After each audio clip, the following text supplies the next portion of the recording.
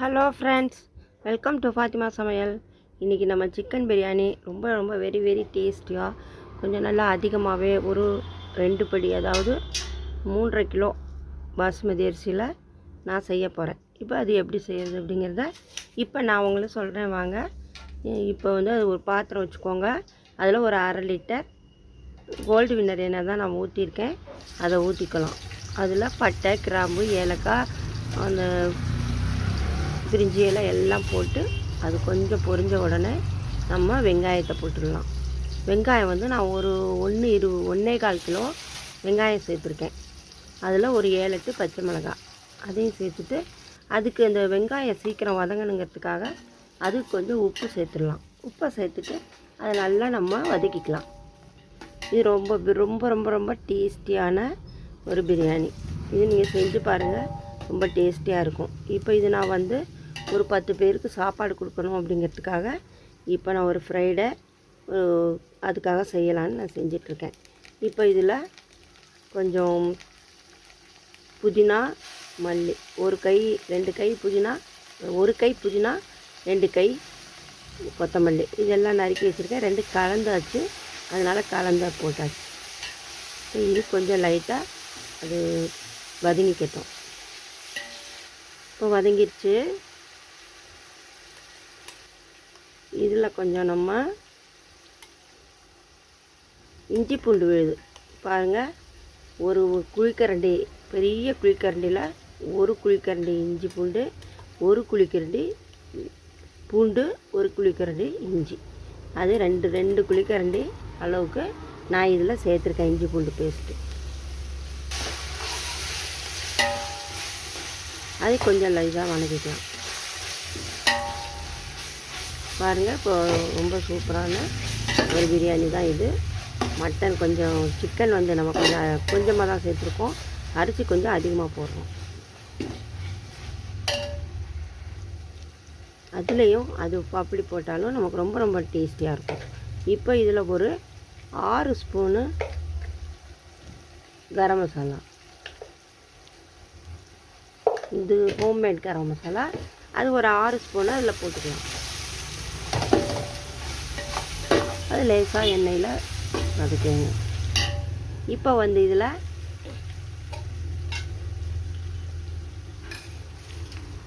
நல்லா வதங்கிடுச்சு, நல்லா வாசனை வருது. இதில் இப்போ நம்ம வந்து கொஞ்சம் நெய் விட்டுக்கலாம். நெய் ஒரு 4-5 டேபிள் ஸ்பூனு நெய் விட்டுக்கோங்க. இப்போ விட்டால் நமக்கு சாப்பாடு ரொம்ப வாசனை ரொம்ப டேஸ்டியாக இருக்கும். இப்போ வதக்கிறப்பவே கொஞ்சம் நெய் விட்டோம்னா அது வதக்கிட்டு ஒரு 2 கப் அளவு தயிர் அதில் விட்டுருவோம்.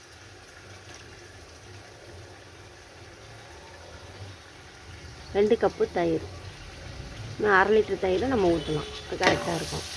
இப்போ இதை நல்லா கொஞ்சம் எல்லாம் கலந்து விட்டுருவோம். கொதிக்கிறதுக்கு கொஞ்சம்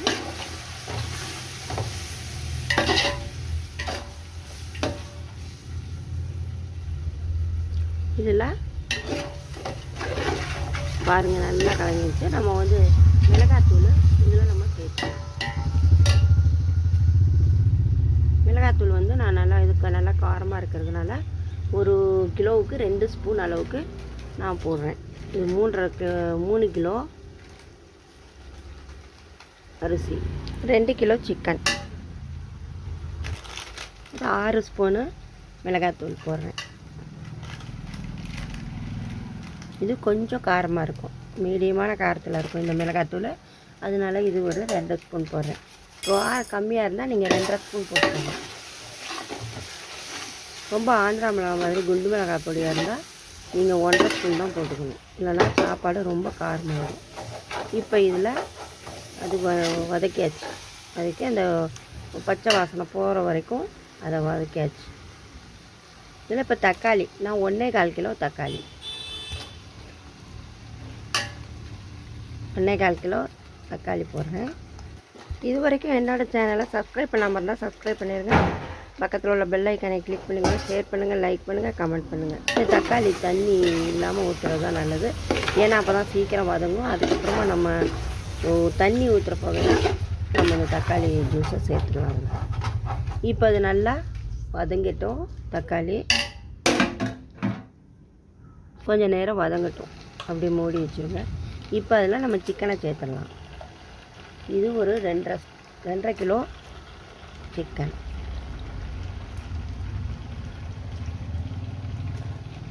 நல்லா பீஸ் பெருசு பீஸாக போட்டுக்கலாம். அது பாருங்கள், லெக் பீஸ் எல்லாமே இருக்குது. எல்லாமே கீறி விட்டு லெக்கு வந்து கொஞ்சம் கீரிக்கு விட்டு அதில் போட்டுருங்க. இப்போ வந்து இந்த மசாலாவோட நல்லா இதை நல்லா வதக்கிக்கலாம். தண்ணி ஊற்றாமல் வதக்கிக்கோங்க. இது நல்லா வதங்கிடுச்சு. அதுக்கப்புறமா நம்ம அந்த தக்காளி ஜூஸ் இருக்கிற தக்காளி ஜூஸு நம்ம தண்ணி கொஞ்சம் விட்டு இதை மூடி வச்சுருவோம். இது ரொம்ப ரொம்ப சூப்பராக இருக்கும் இந்த பிரியாணி. நீங்கள் செஞ்சு சாப்பிட்டு பாருங்கள். ரொம்ப அருமையான ஒரு பிரியாணி. அதுக்கு தேவையான உப்பு, அந்த சிக்கனுக்கு தேவையான உப்பையும் இதில் போட்டுருவோம். பாருங்கள், சூப்பர். நல்லா வதங்கிட்டு வருது.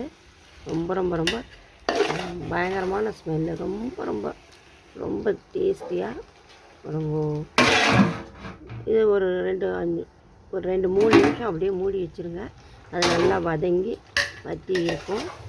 இதுக்கப்புறம் நம்ம தண்ணி விட்டு கொஞ்சம் வேக வைக்கணும். லைட்டாக தண்ணி, அந்த ஜூஸ் எல்லாம் விடுங்க. இதில் தண்ணியெல்லாம் பாருங்கள் தானே அந்த இதில் வந்து அந்த சிக்கனில் இருந்த தண்ணி எல்லாம் வற்றிடுச்சு. இனிமேல் நம்ம கொஞ்சமாக தண்ணியும் அந்த ஜூஸ் எல்லாம் எல்லாத்தையும் ஊற்றி கொஞ்சம் நேரம் வேக விடலாம். இதுக்கு இடையில் இன்னொரு அடுப்பில் தண்ணி வச்சு நம்ம அந்த பாஸ்மதி அரிசியை வேக வச்சுக்கலாம். அதாவது ஒரு 70%, 3/4 பாகம் வெந்தால் போதும். ரொம்ப வேகக்கூடாது. இது கொஞ்சம் உப்பு போட்டுருங்க. அந்த அரிசிக்கு தேவையான உப்பையும் போட்டு நல்லா வேக விட்டுறணும். அது வெந்ததும் அதை வடித்து வச்சுக்கலாம்.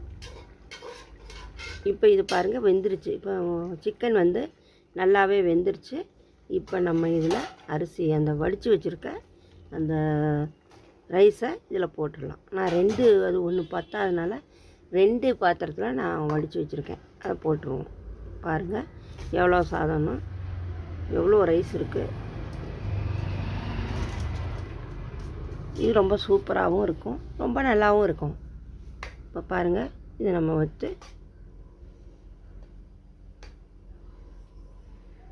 இதுக்கு கொஞ்சம் நம்ம அந்த வடித்து வச்சுருக்க அந்த கஞ்சியவே மேலே கொஞ்சம் விடலாம்.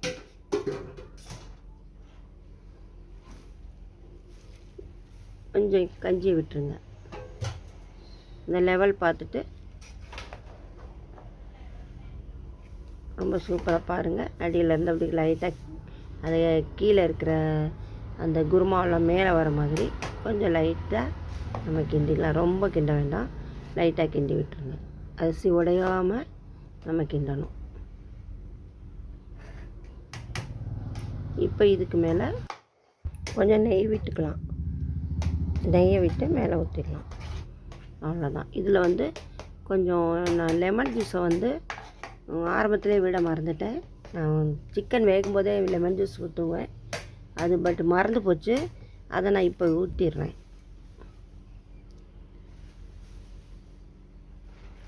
வந்து நல்லா லெமன் ஜூஸ் நல்லா 2-3 பழம், ஒரு நல்ல பெரிய பெரிய பழம் 3 பழத்து ஜூஸ் அது அதை விட்டுட்டு அதை லைட்டாக கிளறிட்டு அதுக்கு இன்னும் கொஞ்சம் தண்ணி போகாது.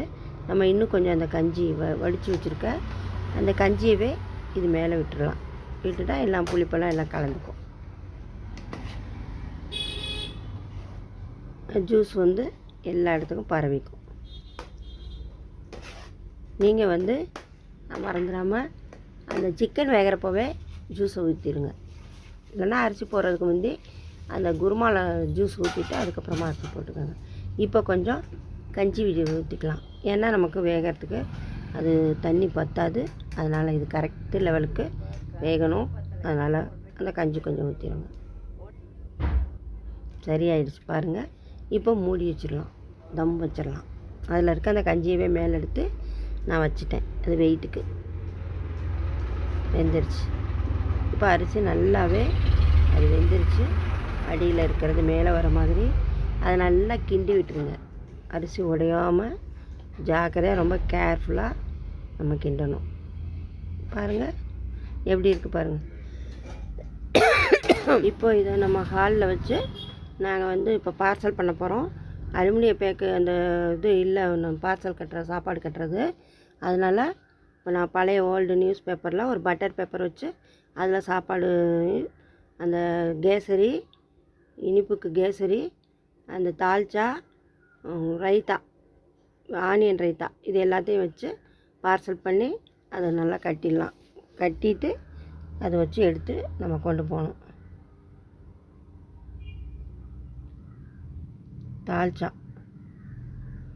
இது மேக்ஸிமம் எத்தனை பார்சல் வருதோ அவ்வளோ கட்டிட வேண்டியதுதான். இது எல்லாத்தையும் பார்சல் பண்ணி அந்த சாப்பாடு எத்தனை பேர்த்துக்கு கொடுக்க முடியுமோ அத்தனை பேர்த்துக்கு பார்சல் பண்ணி ஒரு பேக்கில் வச்சு ஒரு பாலித்தீன் கவரில் போட்டு நம்ம போய் எடுத்துகிட்டு போய் எல்லாருக்கும் கொடுத்துடணும். அப்படிங்கிறதுக்காக பார்சல் பண்ணுறோம். அலுமினிய சாப்பாடு கட்டுறது அலுமினியத்தில் இல்லை, அது தீர்ந்து போயிடுச்சு. அதனால் நான் இப்போ ஓல்டு பேப்பரில் ஒரு பட்டர் பேப்பர் வச்சு அதெல்லாம் பண்ணி இப்போ வந்து நான் சாப்பாடு வச்சுட்டு அளந்து ஒரே அளவாக எல்லாமே கேசரி, ஆனியன் ரைத்தா, தால்ச்சா எல்லாம் வச்சு எடுத்துகிட்டு போயிடுவாங்க. அவ்வளோதான். எத்தனை பார்சல் வருதோ அத்தனை பண்ணி நம்ம எடுத்துகிட்டு போய் ஏழைங்களுக்கு நம்ம கொடுத்துடணும். சேனலை சப்ஸ்கிரைப் பண்ணிடுங்க, ஷேர் பண்ணுங்கள், லைக் பண்ணுங்கள், கமெண்ட் பண்ணுங்கள். தேங்க்யூ.